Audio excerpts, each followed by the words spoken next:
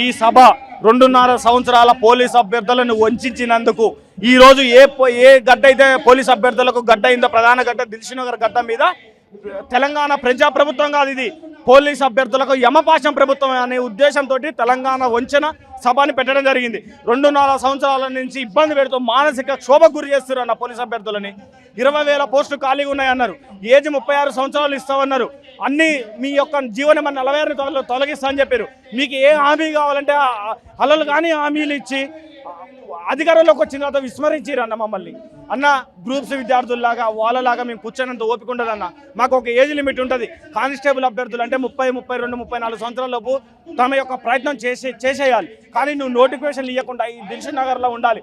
హాస్టల్లో గ్యాస్ పట్టిన అన్నం పెడితే తిని ఉరకలేక గ్యాస్ పొట్టలు బట్టి మానసికంగా వయోభారంతో కూర్చోలేక స్టడీ హాల్లో బ్యాక్ బోన్ వచ్చి అది ఆర్థిక ఇబ్బందులు వచ్చి రన్నింగ్ చేస్తుంటే ముఖాల నొప్పులు వచ్చి వాటిని తల్లిదండ్రులని జూన్ 1వ తారీఖు 2వ తారీఖులో వస్తే హాస్టల్ ఫీజులు అడగలేక స్టడీ హాల్ ఫీజులు అడగలేక క్యాటరింగ్లకు వెళ్తున్న మా బతుకులను ఎవరు అర్థం చేసుకుంటారు అన్న?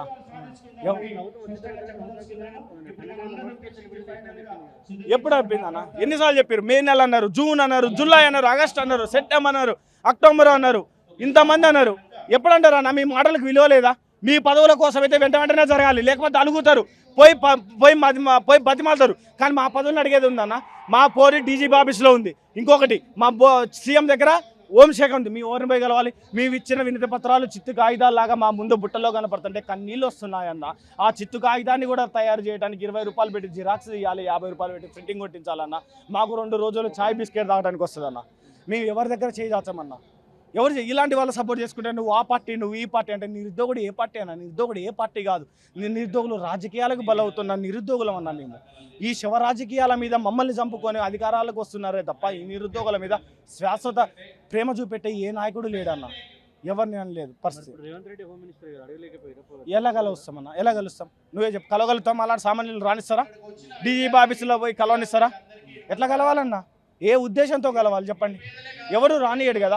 చెమట చుక్కలు ఉన్నాయి, వాసన వస్తుందని బోర్డు చైర్మన్ దూరంగా నెట్టేసిన రోజులు ఉన్నాయన్న. ఎన్నోసార్లు నెట్టేసిండు. మా పోలీస్ అభ్యర్థులు 15 లక్షల మంది అభ్యర్థులలో ఏ రోజైనా పోయి ఒక బోర్డు చైర్మన్ దగ్గర వినతి పత్రం ఇస్తున్నట్టు నువ్వేనాడన్నా చూసావా?